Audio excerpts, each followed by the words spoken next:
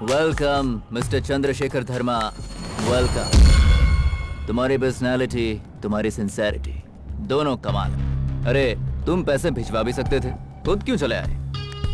ये बताओ मैं तुम्हें पैसे क्यों दूं? तुम इनकम टैक्स वाले हो, सेल्स टैक्स वाले हो या सर्विस टैक्स वाले हो? Life tax. तुम जिंदा रहो इसलिए, और तुम्हें मैं जिंदा रख सकूं इसलिए टैक्स। गलत। ईश्वर ने जिंदगी जीने के लिए दी है, जिंदगी गुजारने के लिए अकल दी है। मुझ जैसा अकलमंद मेहनत से कमा कर जीता है, तुम जैसा गुंडा लोगों को डरा कर जीता है। डर से हमारा धंधा चलता है। फिर से गलत। पैसे से धंधा चलता है, प्यार से परिवार चलता है, सच्चाई से दुनिया चलती है। क्या रे, मुझसे लड़ने आया है क्या? मेरा सरनेम धर्मा है। मैं जो भी करता हूँ धर्म से करता हूँ। अगर उसके आड़े आए तो प्रॉब्लम को ऊपर से नहीं, उस प्रॉब्लम को जड़ से ही उखाड़ फेंकूंगा।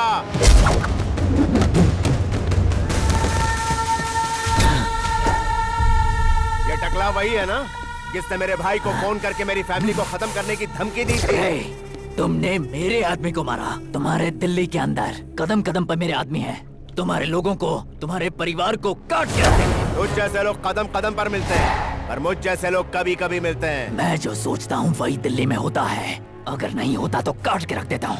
ये मेरा रूल है। मैं अपने दुश्मन को पाताल में पहुंचाता हूँ, ये मेरा रूल है। मैं जब कमाता हूँ तो हिसाब देखता हूँ, मारते वक्त कोई हिसाब नहीं।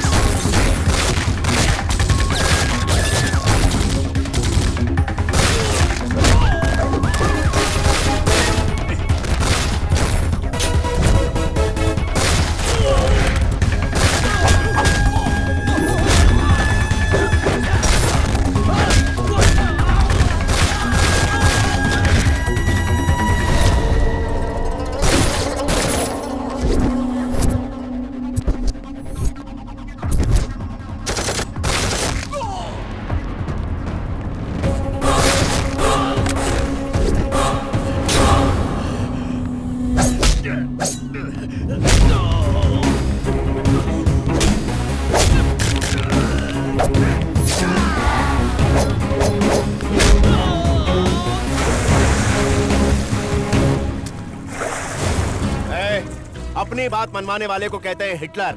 लोगों की बातों को अनसुना करने वाला होता है dictator. Yes, I am the dictator.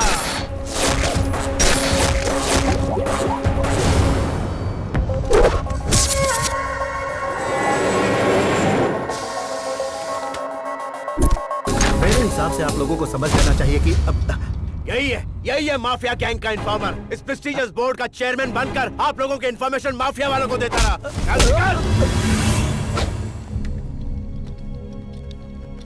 मैं अपनी जिंदगी में दो चीज मानता हूँ, एक अपनी हिम्मत और दूसरा ईश्वर। अगर आपको कोई प्रॉब्लम हो तो मुझसे मिलिए, ऑन टाइम मिलूंगा और ऑनलाइन रहूंगा। बट वन थिंग, आप जब तक ईमानदारी से बिजनेस करोगे तब तक कोई भी तुम पर निशाना लगाए, मैं उस बुलेट का सामना बिना सोचे करूंगा। लेकिन आप अगर बिना सोचे गलत लोगों से बिजनेस करके गलत तरीके से पैसे कमाओगे तो मैं वही बुलेट बन जाऊंगा। Mind it.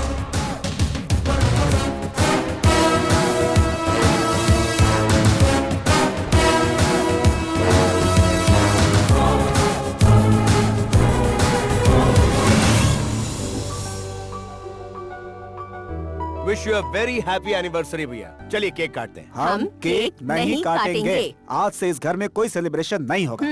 क्या हुआ भैया? हमारी खुशी के लिए केक नहीं काटेंगे आप? तुम्हारी खुशी के लिए हम केक काट सकते हैं, हमारी खुशी के लिए तुम शादी नहीं कर सकते? क्या है कि बिजनेस एक्सपांड करना है ना। और भैया फैमिली एक्सपांड कब करोगे? हाँ? मेरी शादी हो गई, शादी के लायक एक बच्ची भी है। ये तुम्हारा छोटा भाई है, इसके भी बच्चे स्कूल जाने के लिए तैयार हो गए। तुम्हारे साथ पड़ी सुशीला की बेटी रुकिए वो सारी डिटेल ये कंफर्म है, आज के बाद हम इस घर में फंक्शन नहीं करेंगे।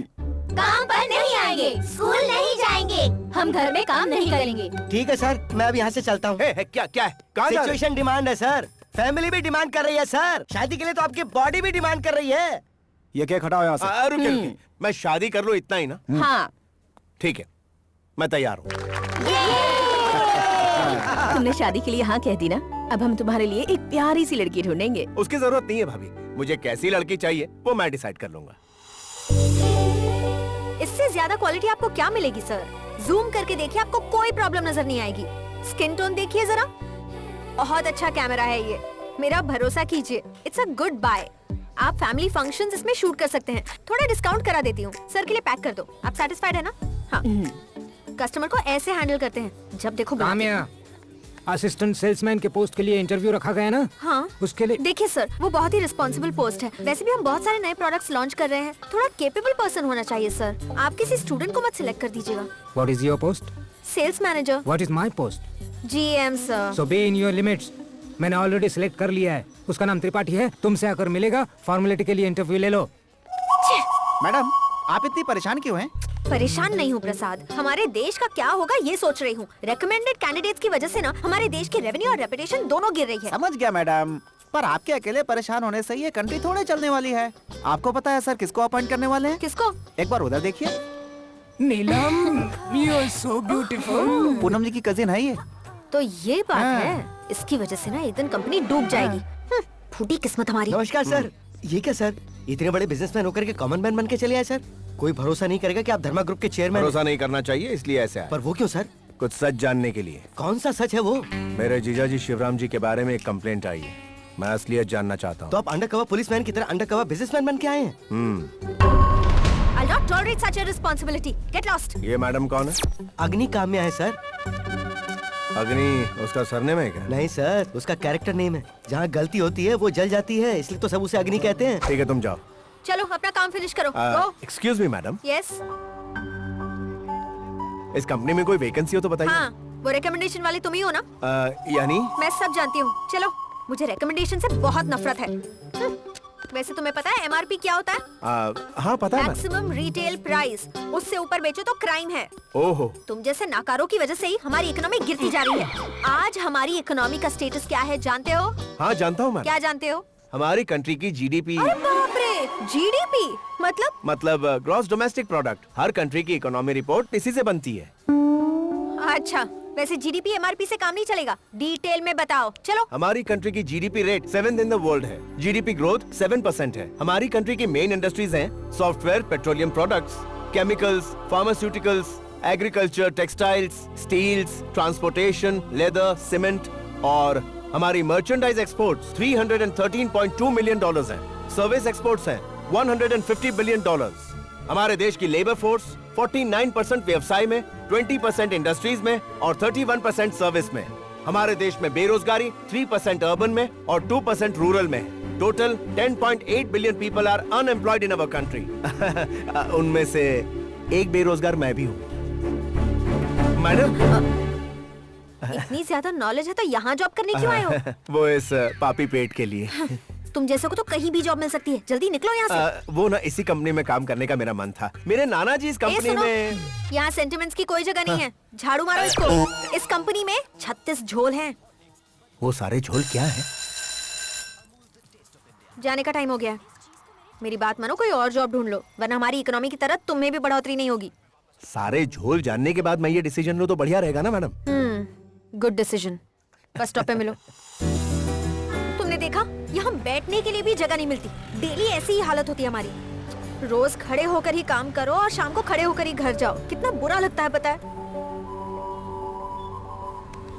टिकट ले लो, टिकट ले लो। आपको कहाँ का टिकट चाहिए? कोई बात नहीं, मैं ले लेती हूँ। तुम कहाँ से दोगे पैसे? अनएम्प्लॉयड हो। भैया, दो इंडिया गेट। ये लो। Akbar Road, Akbar Road. आ जाओ भाई, आ जाओ। चलो अकबर रोड उतर जाओ। चलो, खाली हुई है। आ जाओ, आ जाओ। चलो भाई।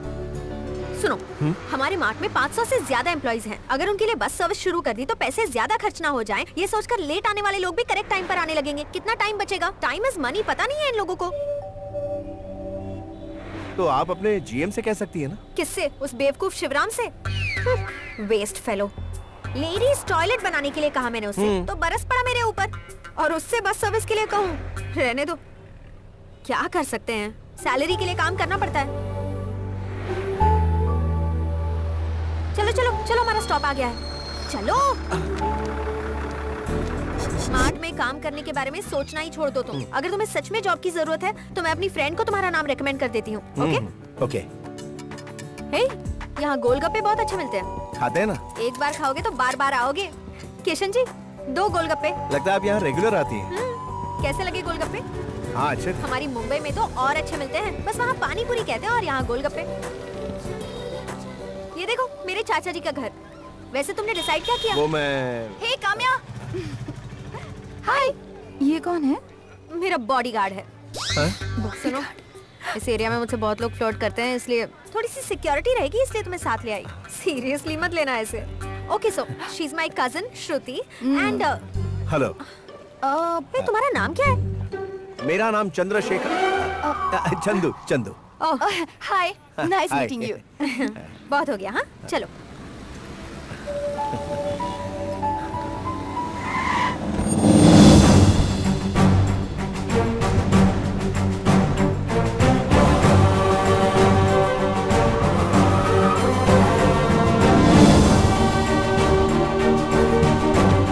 नमस्कार। आइए आइए। नमस्कार। ठीक कैसे हो बेटा? नमस्कार साहब। नमस्कार। सब ठीक तो है ना? आपकी मेहरबानी से सब ठीक है साहब जी। हम जैसे गरीबों को आप इतना सहारा दे रहे हैं साहब जी। आप हम लोगों के साथ इतनी सहानुभूति रखते हैं, हमारा कोई क्या बिगाड़ सकता है? ये कोई सहानुभूति नहीं, अनुभूति है। मेरे पिताजी यहाँ 1 रुपए की तनख्वाह पर नौकरी करते थे। मैं आप में से ही एक हूँ। आप जैसे इतिहास याद रखने वाले कितने लोग होते हैं। कभी मैंने तुम्हारे पिताजी को काम दिया था इस एहसान को चुकाने के लिए। आज मुनाफा न देने वाली फैक्ट्री को तुम लोग 25 साल से चला रहे हो। इसके लिए मैं तुम लोगों को धन्यवाद कैसे करूं समझ नहीं आ रहा। कुछ काम फायदे के लिए किए जाते हैं और कुछ काम तृप्ति के लिए। हमारे पिताजी एक ही बात कहा करते थे, जन्म देने वाली को, पालने वाले को और अपनी जन्मभूमि को अगर कोई भूल जाए तो सबसे बड़ा अहंकार होगा वो भविष्य अंधकारमय हो जाएगा। लेकिन इतनी छोटी सी बात के लिए तुम लोग यहाँ तक आते हो। छोटी छोटी बातें ही खुशियाँ देती हैं। आपने हमारी फैमिली की कितनी मदद की है वो हम जानते हैं। ऐसा नहीं है बेटा, उस दौरान तुम लोगों का वक्त बुरा था। बुरा वक्त तो कईयों का होता है, जरूरी होता है उसे सही करना। हमारे लिए आपने वही किया। आप अपने हाथ से हमें सैलरी दीजिए। आ जाओ सब आ जाओ, जल्दी जल्दी आ जाओ, जल्दी आ जाओ। तुम्हारे पिताजी मेरे यहाँ काम किया करते थे और मुझसे सैलरी लेते थे, और तुम लोग हम लोगों को काम देकर सैलरी लेते हो।